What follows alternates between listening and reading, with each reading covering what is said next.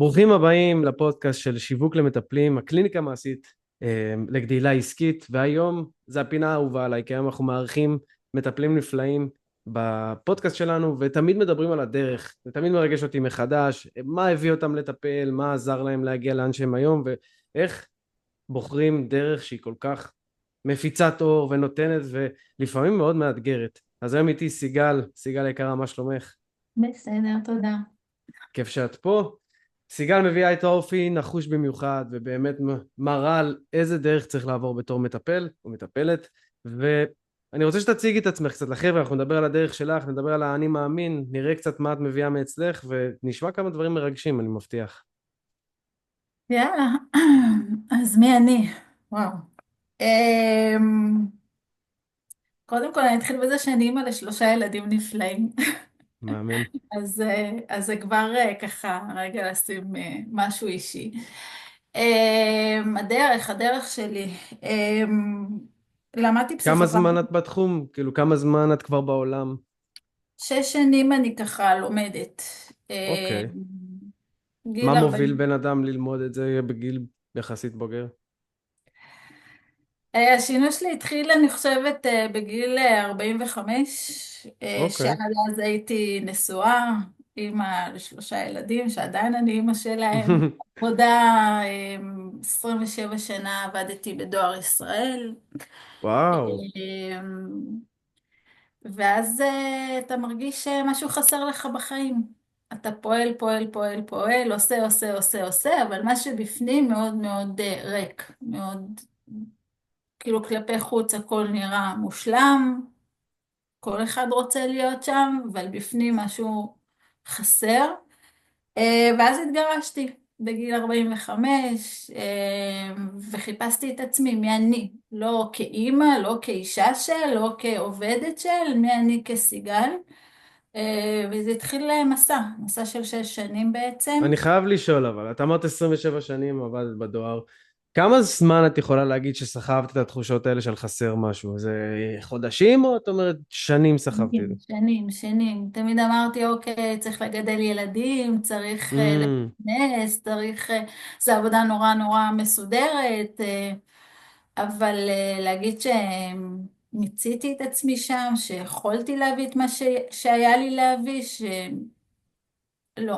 זה היה מקום שמאוד לא פרחתי בו. זאת אומרת, עשיתי את העבודה, הגעתי יום-יום, 28 שנה קמתי, 6 וואו. בבוקר יצאתי, חזרתי ב3, ילדים, עבודה, בית, אבל לא היה שום דבר מעבר לזה.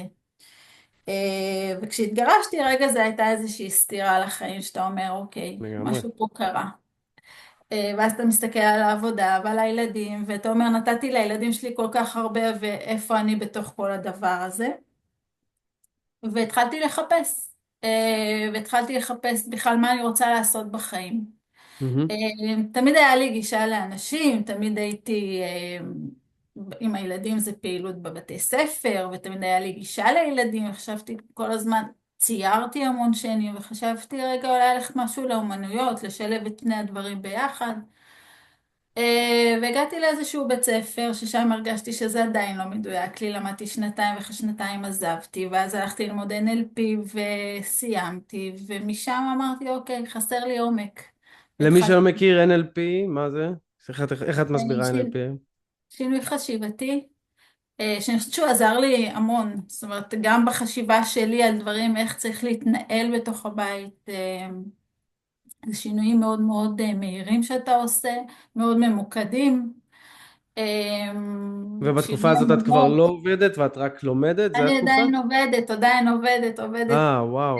עבדתי, למדתי, גידלתי ילדים לבד, הכל עשיתי, הלכתי לישון תקופה עוד יותר לחוצה. ב-11-12 בלילה, כן. וקמתי ב6 בבוקר לצאת לעבודה, ובתוך זה לימודים של 3 פעמים בשבוע. ו... ומשם התחלתי ללמוד פסיכותרפיה במכללת קרקור. אה, אוקיי. וזה פתח לי עוד. ולמדתי את המסלול של פסיכותרפיה, במקביל המשכתי ללמוד כל שנה, לקחתי עוד איזה משהו ללמוד, הדרכת הורים, קלפים טיפוליים, התמקדות, שזה פוקוסים, כאילו למדתי אבל למה, המון. למה דווקא תחום הטיפול? את יודעת, למה... סתם אני מנסה לחשוב איתך עכשיו שאת מסתכלת לאחור, יש כל כך הרבה דברים ללמוד, מה כי אני משך אותך חושבת, בתחום הזה? דבר ראשון התחלתי להבין את עצמי.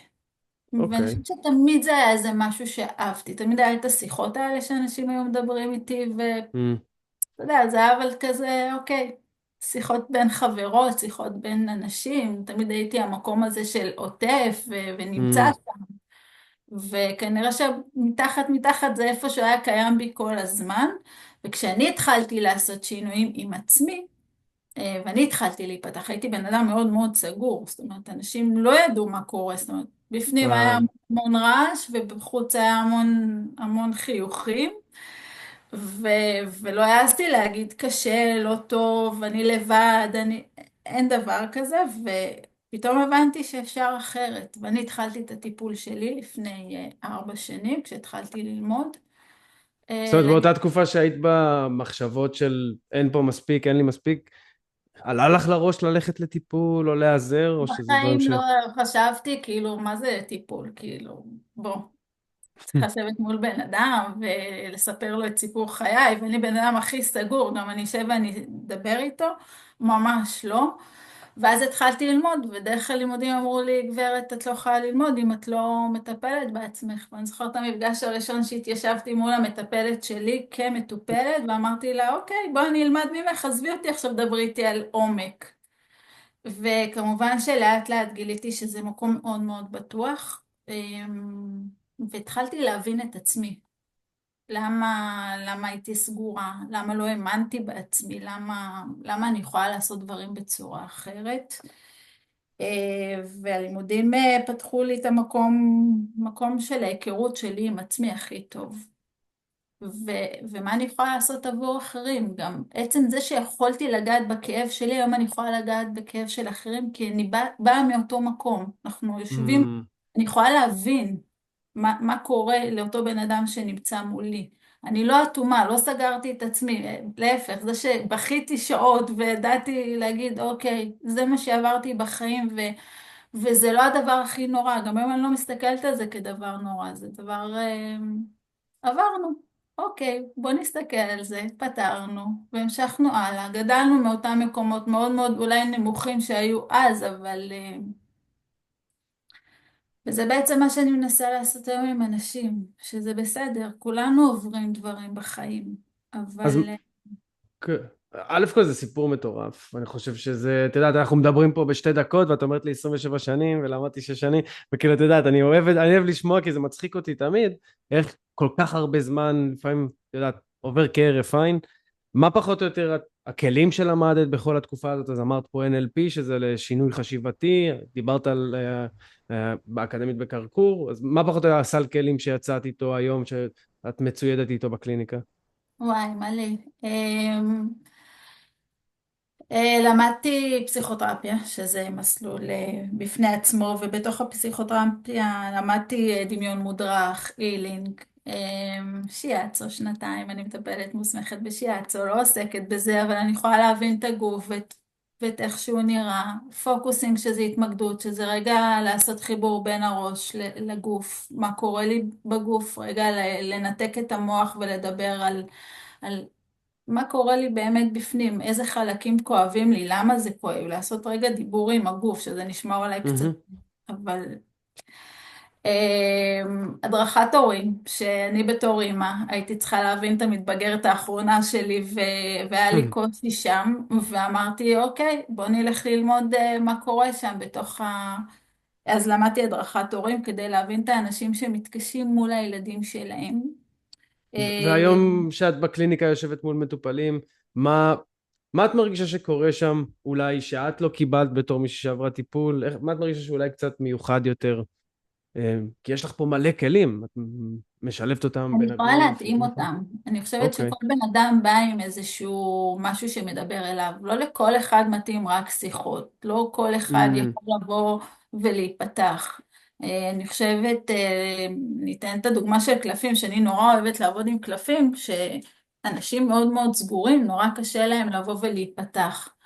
ודרך הקלפים שאתה בא דרך דימוי, שזה בעצם לא עליך, אתה מדבר מה אתה רואה מולך, אתה בעצם מדבר על הקלף, אבל בסוף אתה מהמם, מדבר רגע מה קורה לך, אבל דרך עוקפת. אז כל הדברים האלה בעצם אני יכולה להתאים את הכלים לכל בן אדם, ולא לבוא ולהגיד לו, אוקיי, בוא נעשה רק שיח. הבנתי או... אותך. מהמם. את יודעת, גם עכשיו אני מגלגל פה את השיחה ואני רואה בין השורות כמה פעמים יצא לך לעמוד באיזושהי צומת ולקחת איזו החלטה חדשה או ללמוד משהו חדש, וכל אלה, את יודעת, עולים כסף, צריך להשקיע בעצמך, טיפול, אני מניח שזה לא היה פגישה אחת וגמרנו. מה עובר לך בראש? זאת אומרת, איך את מסתכלת על כל מה שקשור להשקיע בעצמך, טיפולים וכסף ועוד לימודים וכל הדברים האלה? מה הגישה שלך שם?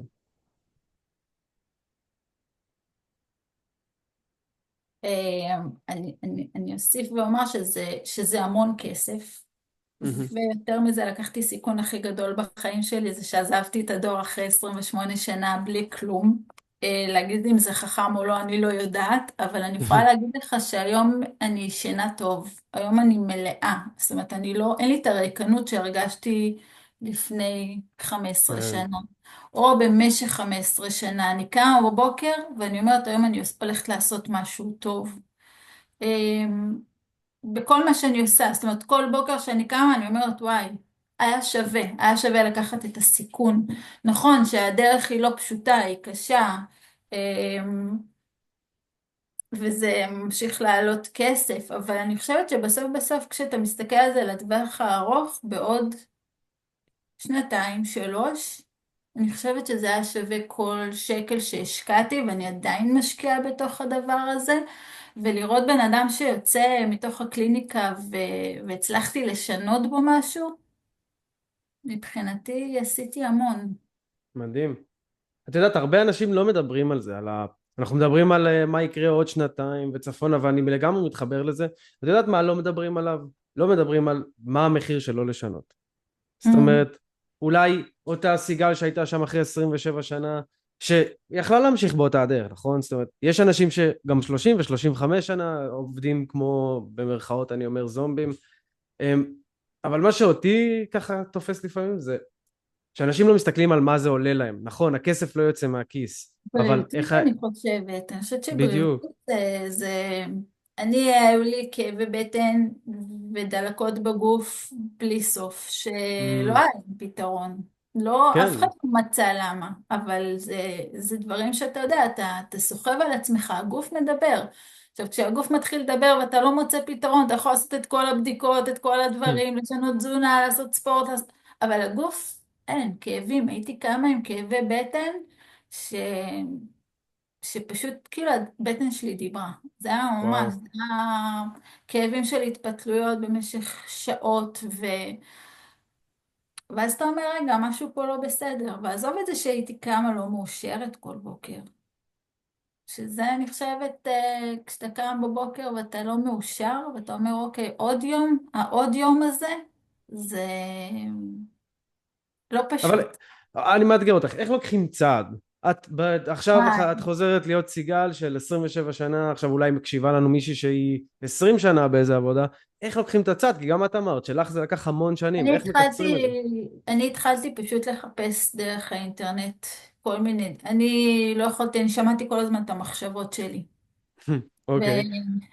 לא, באמת, כאילו כל הזמן, אתה יודע, יש לך בעיות, אתה כל הזמן שומע ואתה נמצא, ואמרתי, רגע, מה השקיט לי שם? והתחלתי לחפש מדיטציות וקורסים על מדיטציה, ואיך אני הולכת ללמוד משהו שרגע אני אוכל לשבת שם. ו... וניסיתי המון המון דברים בדרך, שרגע ייתנו לי שקט. ו... וככה הגעתי, זאת אומרת, זה רגע למצוא את השקט הפנימי שלי. הייתי צריכה קודם כל, לפני, בכלל לא חשבתי על ללמוד, אלא קודם כל הלכתי בשנתיים הראשונות אחרי שהתגרשתי, זה קודם כל למצוא את השקט הפנימי שלי. במה אני מוצאת את השקט הפנימי שלי? אני רציתי לבוא לילדים שלי ולחייך, לא רציתי לבוא ולהיות Mm, המתוסכלת, האימא המתוסכלת הזאת, כי אתה יודע, כן, זה בעצם הבית, התסכול הזה שאתה כל הזמן סוחב על עצמך משהו, כן, והילדים בעצם, גם אם נרצה וגם אם לא איפשהו, הם מקבלים את האימא הלא מאושרת הזאת, ואני רציתי לגמרי. להיות מאושרת. לא עשיתי שינוי כדי להישאר בתוך המקום הזה. יש משהו שהיית עושה שונה? נגיד אם עכשיו היית הולכת חזרה, משהו בשביל לקצר את הזמן שלקח לך לקבל לשנות את ההחלטה? אני חושבת שהכל היה מדויק. אני אוקיי. חושבת שלא הייתי משנה שום דבר. אתה יודע, אז לפעמים אנחנו נבנים לאט לאט, Mm, ומדייקים את עצמנו מדבר כן, לדבר. ואני חושבת שהגעתי לפסיכותרפיה כי דייקתי את עצמי, כי הרגשתי שלא הגעתי עד לעומק. כן. והיום אני יכולה להגיד שאני לא משנה שום דבר, זה היה הכי מדויק. מהמם. אולי שתפי אותי ככה בשני דברים שאת מרגישה, כי את עוזרת לאנשים, ויש הרבה אנשים שמגיעים, והאנשים עברו כבר טיפולים כאלה ואחרים, מאוכזבים או מאושרים, זה לא פחות קריטי, אבל מה את רואה בקליניקה שלך שאת שמה עליו דגש, בשביל שתהליכים באמת יצליחו? זאת אומרת, מה חשוב לך, או מה חשוב מבחינתך? הבן אדם מתחבר לעצמו, שיש אוקיי, שם מה מישהו הכוונה? שיקשיב לו. אני חושבת שהרבה פעמים אנשים באים כי לפעמים אנחנו מנסים להגיע למטרה בסוף, והרבה פעמים אני זוכרת שעבדתי עם מישהי ואמרתי, אבל לא היה לי, כאילו לא היה איזשהו שינוי, כאילו אתה תמיד מחפש את השינוי המאוד מאוד נכון. משמעותי, ולפעמים התהליך עצמו הוא לא, זה רגע בן אדם מבין מה קורה לו, הוא מתחבר לעצמו. Mm, אני חושבת שזה הרבה פעמים יותר חשוב מלעבור איזשהו תהליך, כי לי לקח לי 6 שנים לעשות, אולי יותר אפילו, אבל לקח לי המון שנים רגע לדייק את עצמי, וגם מפעם לפעם, אתה יודע, לפעמים אני זוכרת שבמפגשים אמרתי, מה, כל הזמן אני 4 שנים בטיפול, כאילו, זה לא נגמר. אני חושבת שאף פעם זה אולי לא נגמר, אבל אנחנו כל פעם מדייקים את עצמנו עוד כן. קצת. וזה מה שחשוב בעצם, שרגע בן אדם לא יבוא ויגיד, וואי, עכשיו אני רוצה את השינוי, ואני תוך חודש או תוך 10, לפעמים זה כן, לפעמים אתה יכול לעשות שינוי שהוא באמת משמעותי קצר, ולפעמים רגע, בוא, בוא תבין את עצמך, בוא תעבור עם עצמך איזשהו תהליך, ואל תחפש את הוואו, תחפש את הדברים הקטנים לפעמים שעושים את השינויים הגדולים אחר כך. מהמם. כאילו מעין סבלנות, סבלנות מקדמת, אני רוצה לקרוא לזה. יש עוד משהו שאת חושבת שחשוב בשביל שאנשים יצליחו לשנות או להתקדם? לבוא פתוחים, לבוא זאת אומרת, פתוחים. אני חושבת שרגע לבוא מוכנים לטיפול, לבוא שזה, לדעת שלפעמים זה כואב, לא פשוט, ולבוא מוכן. אני חושבת שהמוכנות היא המפתח לכל כן, טיפול. כשאני אבוא עם התנגדות מאוד מאוד גדולה, זה לא משנה איזה מטפל יהיה שם, לגמרי. אה, ואתה צריך מישהו שיבוא מוכן. אני עכשיו רוצה לעשות שינוי. עצם זה שאתה בא ואומר, אני רוצה לעשות שינוי, מבחינתי, אולי, הכל פתוח. אני אוהב את זה מאוד. אולי השאלה האחרונה שיש לי אלייך זה, את יודעת, הרבה אנשים עברו הרבה טיפולים, שבעים מכזה דבר וניסו את זה, והרבה פעמים זה לא, כמו שאמרת, זה לא עובד כמו שהם רצו, כי הם דמיינו משהו אחר. מה, יש לך אולי איזה מחשבה סביב זה? מה היית אומרת לבן אדם שעכשיו עבר כמה וכמה טיפולים, לא קיבל את התוצאות שרצה? חושבת שכולם בסוף אין דבר כזה לא קיבלתי את התוצאות, כי אם בן אדם בסוף, אתה יודע, גם במפגש האחרון, שרגע אתה מראה לו מה הוא היה לפני, כן, כשהוא הגיע לקליניקה, מה קרה בתוך התהליך, ובסוף עם מה הוא יוצא, עם איזה כלים, אין אחד שיצא מהקליניקה, גם כשהוא רצה את הוואו, שלא יגיד וואי, את יודעת מה, כשאני מסתכל על זה ככה, במסע הזה שעברתי, יצאתי עם המון כלים. ועם mm, זה, רגע, מה אתה עושה אחר כך? אני חושבת שגם טיפול לא נגמר ברגע שסיימת אותו, אלא זה לפעמים רגע צריך רגע לקחת הפסקה ולאבד את כל מה שעברת בתוך התהליך. אוהב את זה, אני מתחבר מאוד למבט מלמעלה, כי לפעמים שאנחנו מרגישים שאנחנו לא זזים, זה תמיד, לי זה מאוד עוזר, לקחת מבט למעלה, איפה הייתי שנה שעברה, איפה אני היום, אוהב את זה מאוד. סיגל, איך אפשר לשמוע עלייך יותר, להכיר יותר, לקרוא יותר? בפייסבוק, שאני אוקיי, מפרסמת כל הזמן, אני חושבת. אז